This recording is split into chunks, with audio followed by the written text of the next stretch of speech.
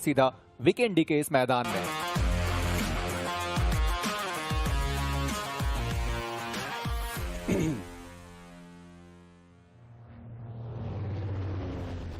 वीकेंडी की ये बर्फीली वादियां जहां पर हीरो एक्सट्रीम गॉडलाइक जरूर अब एक कमबैक करने की कोशिश करते हुए नजर आएंगे। जॉनथन जो कि पायलट का रोल अदा करेंगे। और अगर हम बात करें इस फ्लाइट पाथ की, पूरे मैप को 2 हिस्सों में ये विभाजित कर रहा है, लगभग इक्वल हिस्सों में ही। और कुछ खास दिक्कतें होंगी नहीं टीम्स को अपने प्राइमरी ड्रॉप लोकेशन तक पहुंचने में। मैं जरूर देखना चाहता हूं कि वो पहला सर्कल क्या वापस से वही माउंट क्रेजनिक और उसके आसपास के एरियाज की तरफ ही जाने वाला है, या फिर इस बार कुछ अलग पेक्यूलियर सर्कल हमें देखने को मिलेगा, जैसा हमने इरांगल के मैप के अंदर देखा। और हमने जो चर्चाएं करी कि मल्टीपल टीम्स है जिनके लिए मुकाबला बहुत ज्यादा इंपॉर्टेंट, उसमें नाम आएगा सरकार गेमिंग का, नाम आएगा टीम ब्लाइंड का, टीम हीरो एक्सट्रीम गॉडलाइक का भी नाम उसके अंदर आएगा। साथ ही साथ टीम मेडल, उनको भी और भी सारे अंकों की आवश्यकता रहने वाली है। अब देखना इंपॉर्टेंट है कि इन सारी ही टीम्स में से कौन सी टीम करेगी वो कमबैक। जी हाँ, टीम ब्लिस के लिए भी बहुत जरूरी है मुकाबला, और स्टेप अप तो उनको भी करना पड़ेगा। वहीं आरटीजे आईएनडी का आप यहाँ पे स्प्लिट देखिए कितना सारा है, और जोन काफी इंटरेस्टिंग यहाँ बना है।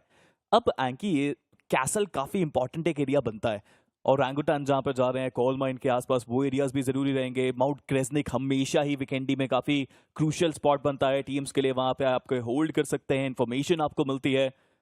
सिली के पास भी एडवांटेज है इस जोन का, और मैं देखना चाहूंगा कि इस पूरे जोन के अंदर ब्लाइंड की टीम वो क्या कर पाती है।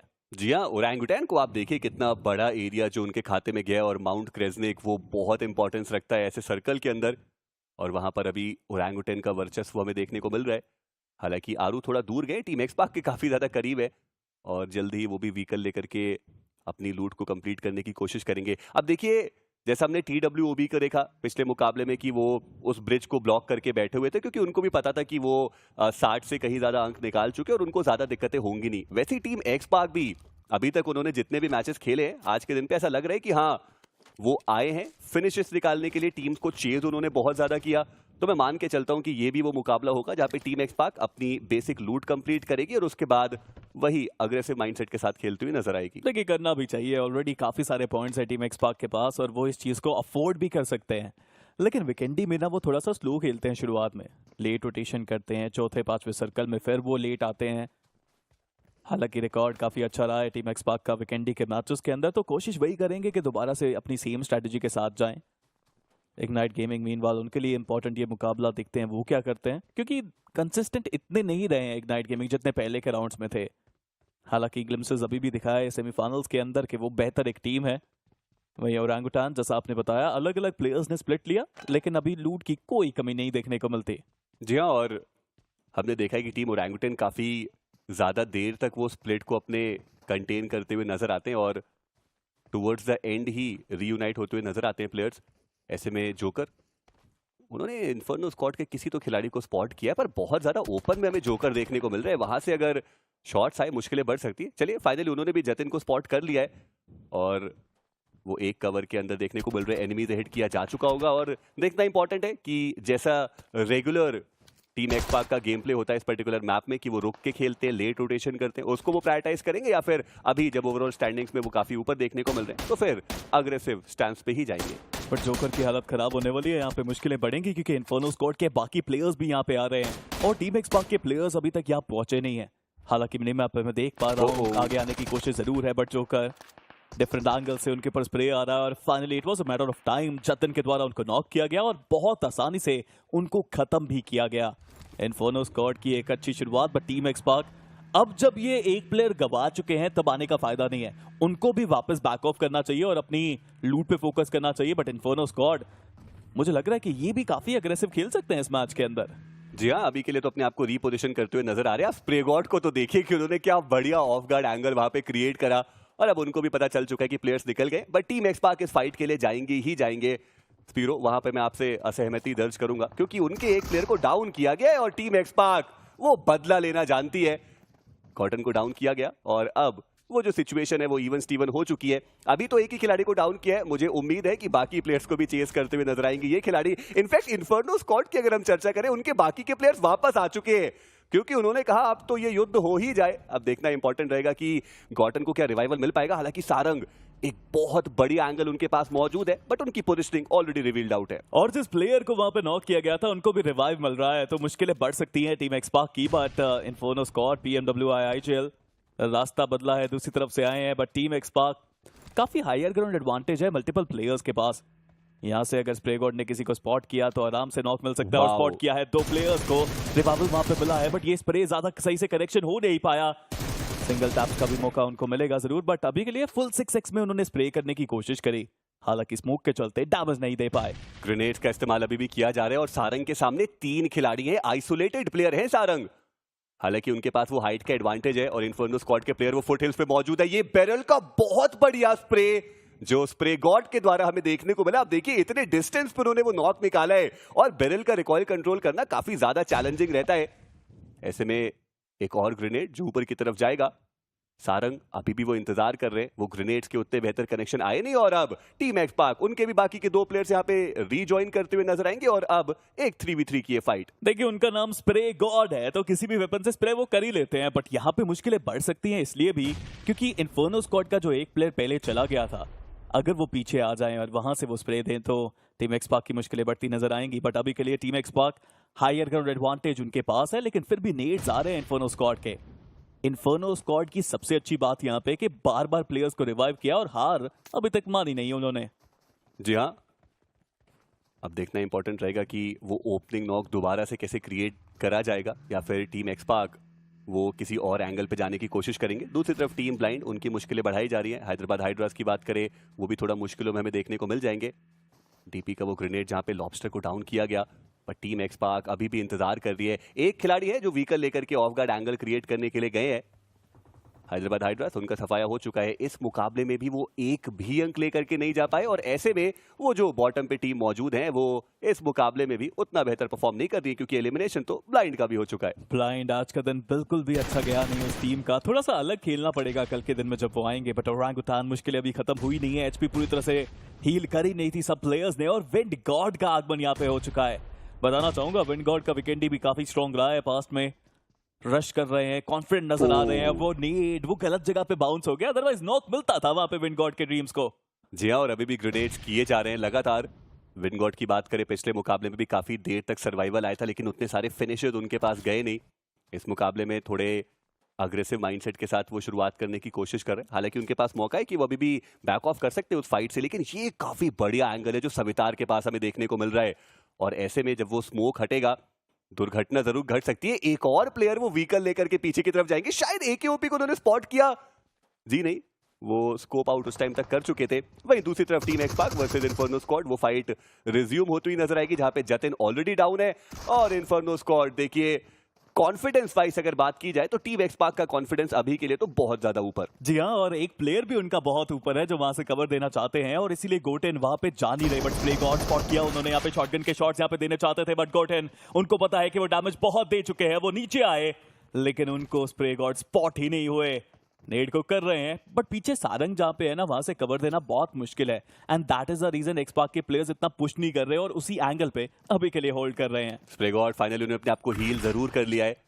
काफी देर से फाइट चल रही है, गॉटन उनके हाथ में एक ग्रेनेड, और अगर वो इस दिशा में आता है दोनों खिलाड़ी डाउन जरूर हो सकते हैं। वो ग्रेनेड आया भी, स्प्लैश डैमेज भी पड़ेगा, लेकिन ये चूहे बिल्ली का खेल आगे बढ़ता हुआ, और ओवर वो रहेंगे जिन्होंने एक ओपनिंग नॉक निकाला है।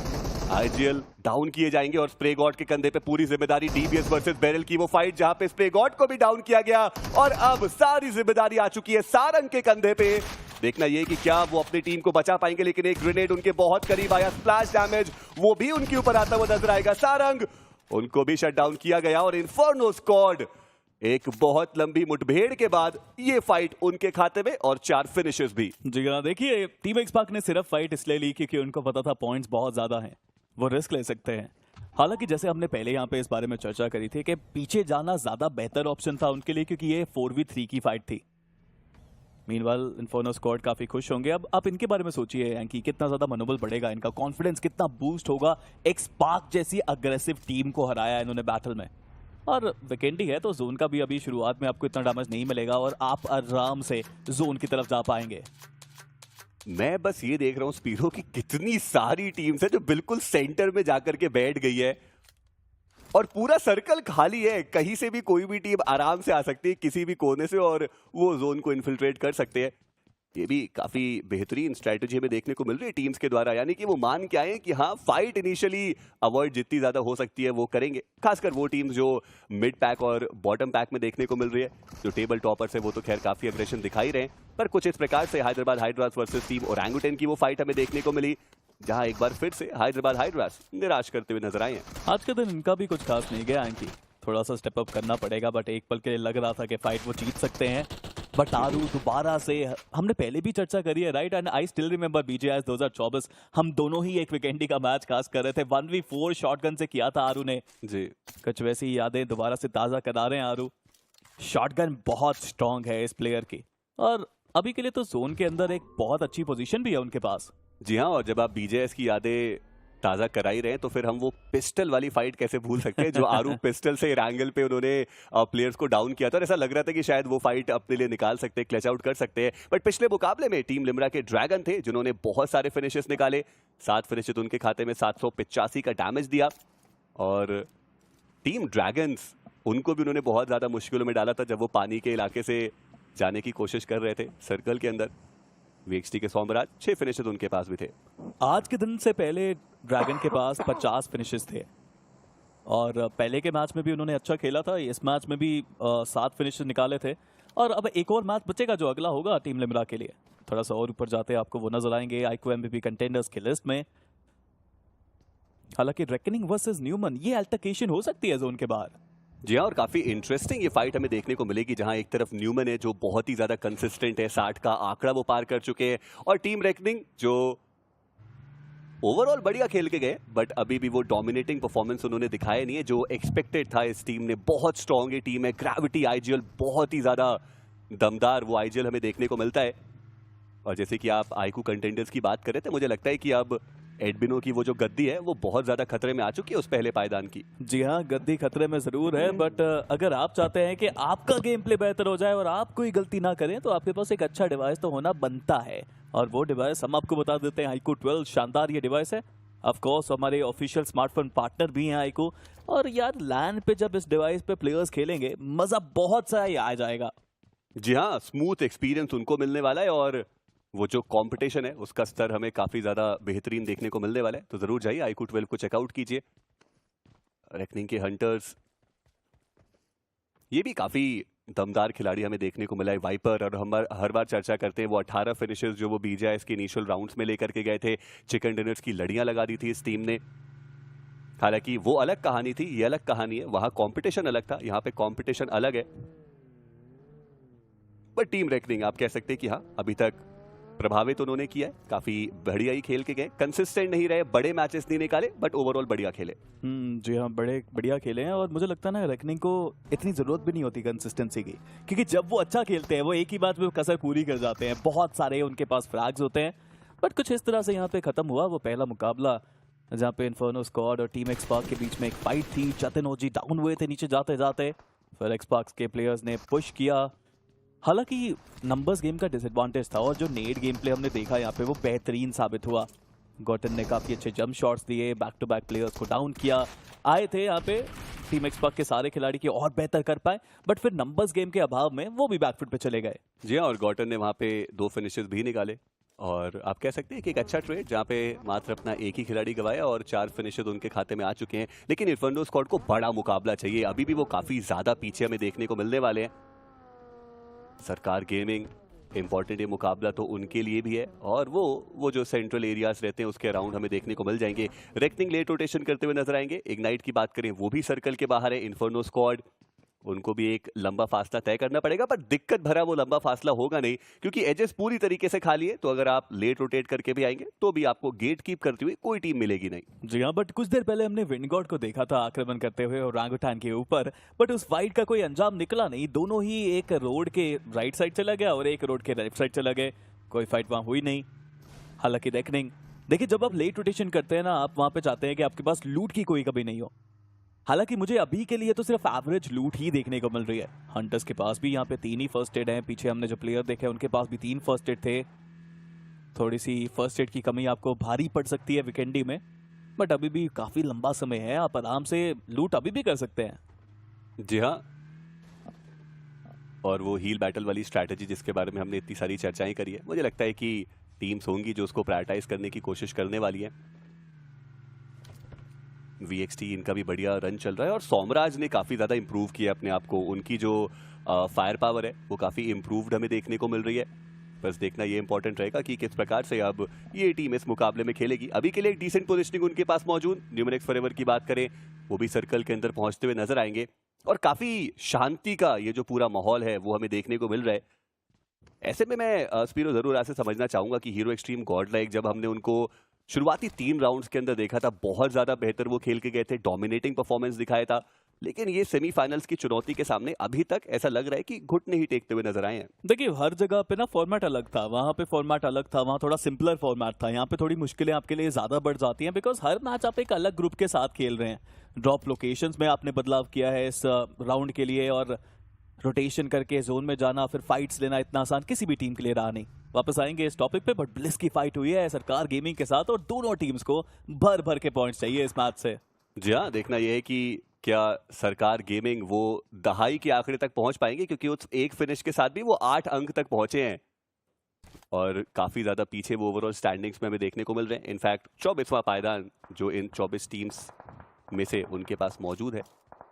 अब देखना इंपॉर्टेंट रहेगा कि सरकार गेमिंग वो किस प्रकार से आगे बढ़ेंगे, क्योंकि पोटेंशियल तो इस टीम के अंदर भी बहुत ज्यादा है। स्पेशली एनोनिमस की अगर हम बात करें, ये खिलाड़ी काफी बढ़िया एडिशन हमें देखने को मिला है। सरकार खुद, सरकार KSR की जोड़ी जिनकी हम चर्चाएं करते हैं, कान्हा वो भी काफी बेहतरीन खेल के जाते हैं, लेकिन ये जो प्रेशर है और जिस चीज की आप बात कर रहे थे, वो जो मानसिकता है, वो जो होमवर्क है या काउंटर स्ट्रैटेजीज हैं, वो सरकार गेमिंग की उतनी ज्यादा बढ़िया देखने को नहीं मिली। जब डे 1 था तो चलिए हमने मान लिया कि डे 1 है, वहां पे आपको नहीं पता कि लॉबी की गर्मी क्या है और किस प्रकार से आपको फाइट्स लेनी है, लेकिन अब तो डे 2 आ चुका है और यहां पर भी अगर कल जैसा ही प्रदर्शन आ रहा है तो फिर आप सेम गलतियां ही रिपीट कर रहे हैं, जो एक्सेप्टेबल तो नहीं है। मुझे लगता है ना कि यहाँ पे सेमीफाइनल्स के अंदर ना आइजल्स के ऊपर बहुत प्रेशर है, और तब जब आपके पास कोई कोचेस और एनालिस्ट नहीं है। अगर आपके पास कोच है और एक एनालिस्ट है आपकी टीम में तो आपका काम बहुत हद तक आसान हो जाता है, क्योंकि हर मैप में आपकी रोटेशंस के हिसाब से आपकी ड्रॉप्स वो डिसाइड कर सकते हैं। जी, एंड जिस भी टीम के पास नहीं है ना, उनके लिए मुश्किलें बढ़ सकती हैं। फिर उनके आइजल को ना ज्यादा होमवर्क करना पड़ता है, ज्यादा बैठना पड़ता है, देखना पड़ता है बाकी टीम्स को भी, खुद की गेम प्ले को भी सुधारना है, बाकियों को भी देखना है। इसलिए पंक जैसे आइजल्स काफी इंपॉर्टेंट रोल अदा करते हैं और पंक निडर होकर खेला है उन्होंने अभी तक। आई जस्ट होप कि सेमीफाइनल्स में और बेहतर प्रदर्शन आया अब इनकी तरफ से। जी हाँ, इन्फर्नो स्क्वाड को स्पॉट जरूर किया था, कुछ शॉट्स लेने की कोशिश थी, हालांकि वो कनेक्शंस नहीं आए। और देखना ये भी है कि इन्फर्नो स्क्वाड क्या वो इंटरेस्टेड है इस फाइट में, क्योंकि अभी के लिए तो सर्कल के अंदर एक बहुत बढ़िया स्पॉट उनके पास मौजूद है। कासल का एरिया में भी सर्कल के अंदर, जहां पर VXT के इन्फिनिटी हमें देखने को मिल जाएंगे। जो बाकी के 3 प्लेयर्स है वो थोड़ा सीमेंट फैक्ट्री की साइड है, तो ये भी एक बढ़िया स्प्लिट जो हमें टीम VXT का देखने को मिल रहा है। और इंपॉर्टेंट रहेगा कि अब जोन कहाँ जाएगा, क्योंकि अभी तक तो चलिए सब सेंटर में मौजूद थे, लेकिन ये जोन का शिफ्ट कुछ टीम्स के लिए चैलेंजिंग जरूर होगा। काफी इंटरेस्टिंग होगा ये जोन, जहां जाएगा उस टीम को फायदा मिलेगा, फिर उनको डिफेंस पे अपने फोकस करना पड़ेगा। जोन का शिफ्ट अभी भी कुछ हद तक सेंट्रल के पास ही है, किसी भी टीम को मुझे नहीं लगता अभी भी कोई परेशानी होगी यहाँ पे। एंकी न्यूमन रोटेशन उनकी हमेशा शानदार रही है, इस बार भी कोई परेशानी नहीं हुई। इग्नाइट गेमिंग भी काफी आसानी से यहाँ पे रोटेट कर पाएंगे जोन के अंदर। उधर VXT इन्फिनिटी जहाँ पे हैं वहाँ पे ऑलरेडी थोड़े शॉट्स वो दे रहे हैं और बाकी प्लेयर्स भी कैसल की तरफ अब आगे बढ़ चुके हैं। इसी बीच एंकी आप बात कर रहे थे VXT की, सोमराज की। देखिए सोमराज को कहा जाता था कि एक मैप है मेरा मार का जहाँ बहुत अच्छा खेलते हैं, बट सोमराज ने ये प्रूव कर दिया यार वो एक मैप नहीं है, वो वर्सेटाइल है, वो इरांगल में भी अच्छा खेलते हैं और वीकेंडी में भी।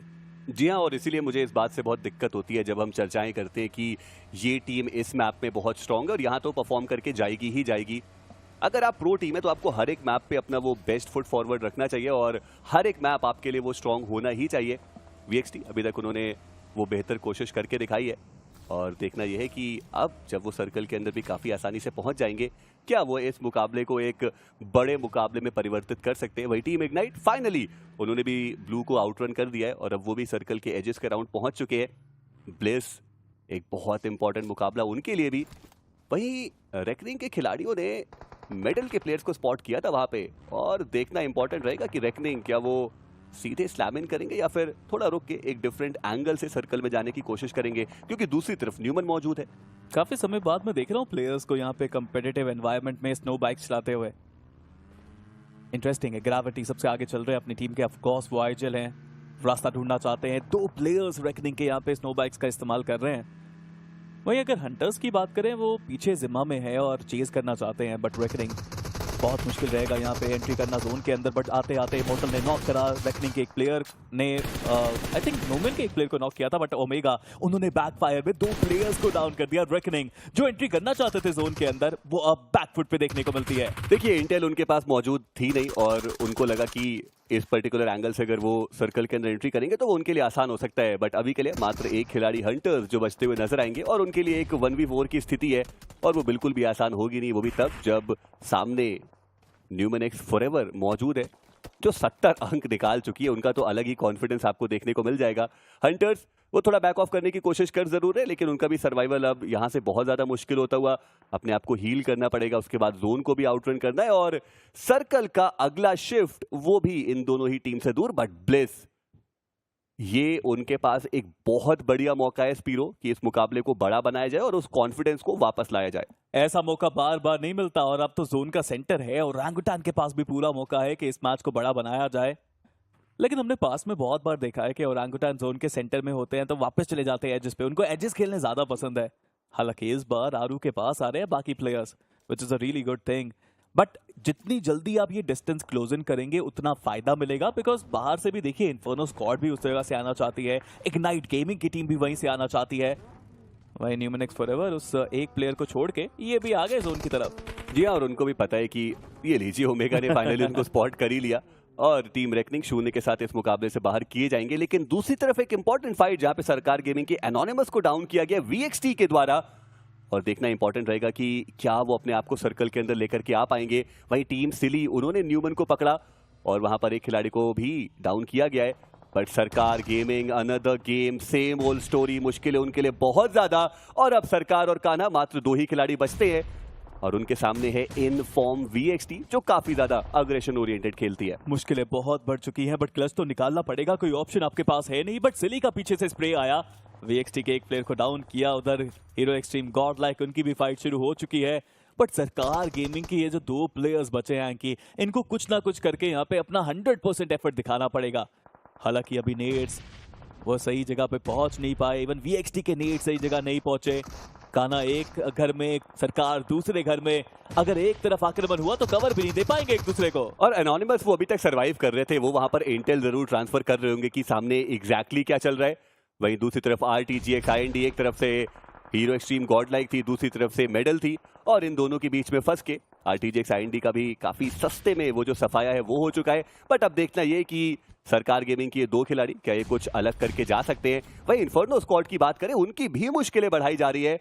वो एजेस के राउंड मौजूद थे, सर्कल के अंदर आना चाहते थे और मुश्किलों में उनको भी डाला गया। कान्हा सरवाइव अभी भी कर रहे हैं लेकिन डैमेज उनके ऊपर बहुत ज्यादा आ चुका है और VXT उनको भी पता है कि ये प्रो सीरीज है, हर एक खिलाड़ी बहुत ज्यादा दमदार, इसीलिए अभी भी वो थ्रोएबल के साथ ही एक नॉक निकालना चाह रहे हैं। मुश्किल है बहुत, बट यहाँ देखिए आगमन हुआ है हीरो एक्सट्रीम गॉडलाइक का। जोनाथन 2 फ्रैग्स उनके पास ऑलरेडी, सरकार वहां पे हुए हैं डाउन।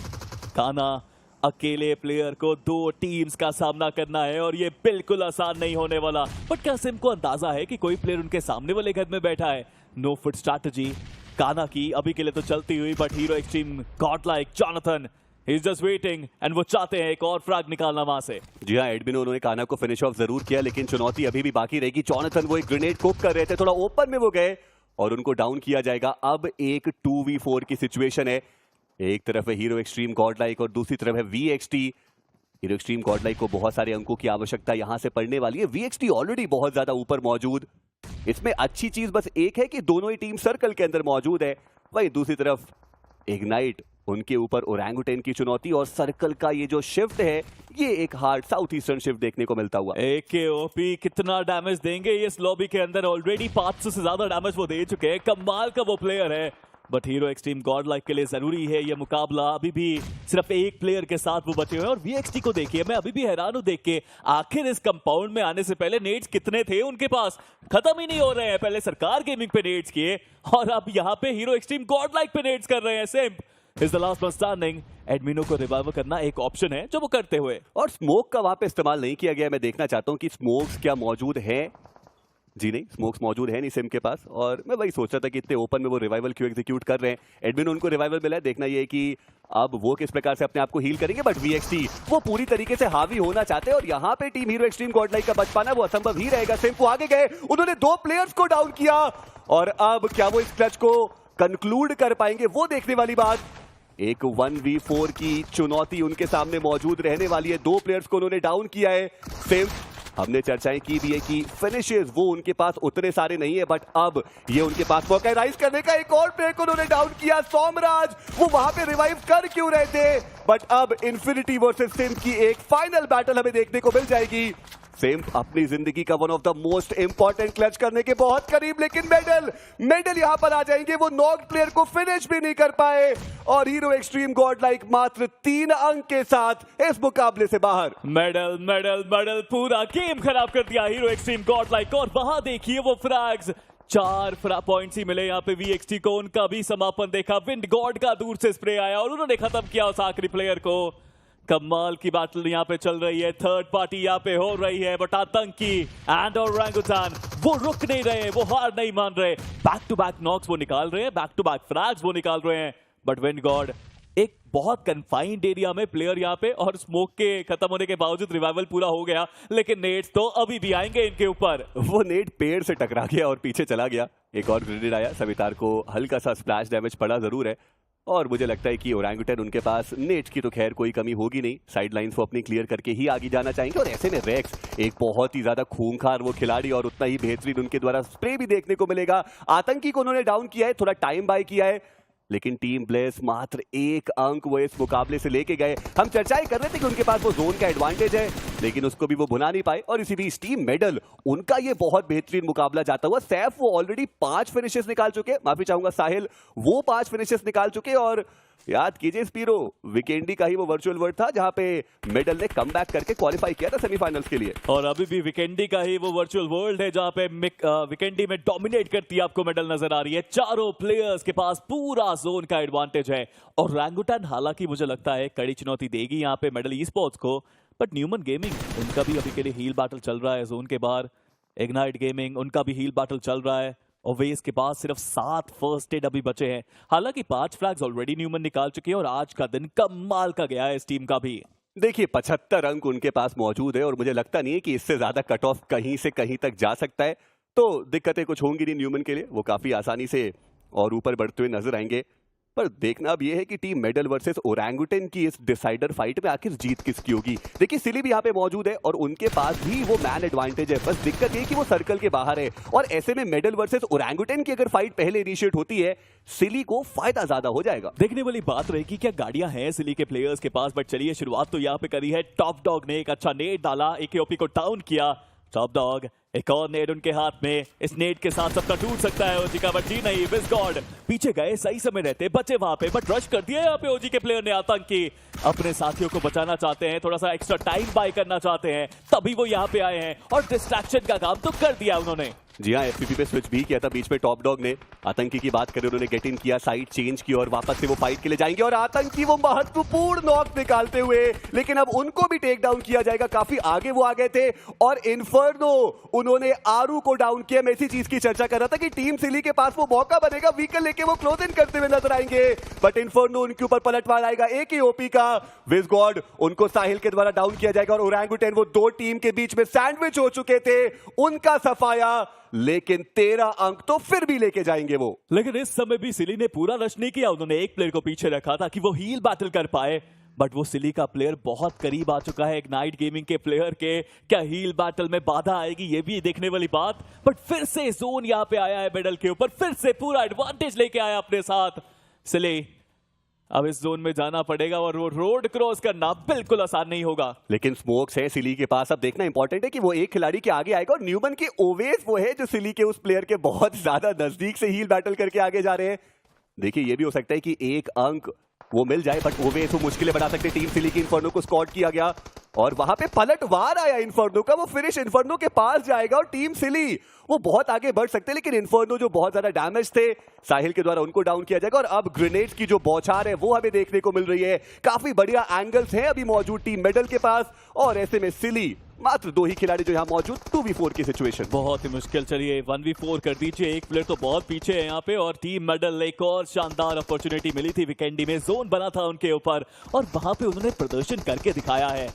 बट सिली रणवीर अभी भी एक मौका, एक 1v4 करने का। Meanwhile ignite gaming heal battle कर रहे थे वहां पे, वो खत्म हुए। जी और साहिल ने 9 फिनिशेस निकाले, उनके पास मौका है कि वो रिकॉर्ड तोड़ सकते हैं, लेकिन रणवीर वो सर्कल के बाहर एक मोलोटॉव आएगा, देखते हैं ये मोलोटॉव था किसका, और साहिल का ही वो मोलोटॉव था। यानी कि आईक्यू बीएमपीएस 2024 में सबसे ज्यादा फिनिशेस निकालने का रिकॉर्ड वो साहिल अपने नाम करते हुए जाएंगे। सिली का वो एक खिलाड़ी अभी भी हील बैटल कर रहा है, लेकिन 10 फिनिशेस पीरो वो साहिल के खाते में। क्या दमदार ये खिलाड़ी। जो यहाँ बेहतर प्रदर्शन मेडल की तरफ से एक नया एडिशन साहिल यहाँ पे आया था और शानदार प्रदर्शन वो करके गए हैं। लाजवाब तरीके से खेला है उन्होंने इस पूरे टूर्नामेंट के दौरान। 13 फिनिशेस मेडल के पास, एंड जिस कमबैक की हम यहाँ पे बात कर रहे थे कि वो कमबैक भी आ गया मेडल की तरफ से। वहीं सली, उन्होंने भी अच्छा खेला है, उन्होंने भी अपनी कंसिस्टेंसी जाहिर करी है, वो भी यहाँ से डिसेंट अंक लेके जाएंगे। और अक्षय, उनको पता नहीं है कि सामने कितने प्लेयर्स इट सीम्स, क्योंकि अभी भी वो हील बैटल कर रहे हैं और ये लास्ट फर्स्ट एड के साथ ये हील बैटल भी यहीं समाप्त। चलिए 12 अंक सिली इस मुकाबले से लेकर के गए, और पैराडॉक्स को आप देखिए वो अभी भी आगे आने की कोशिश कर रहे हैं, वो नॉक निकाला गया, फिनिश भी जाएगा। तो 13 अंक के साथ टीम सिली हमें देखने को मिल जाएगी जो दूसरे पायदान पर रही, but team medal esports take a bow. क्या बेहतरीन प्रदर्शन, और स्पेशली साहिल जो 13 में से 10 फिनिशेस लेके गए।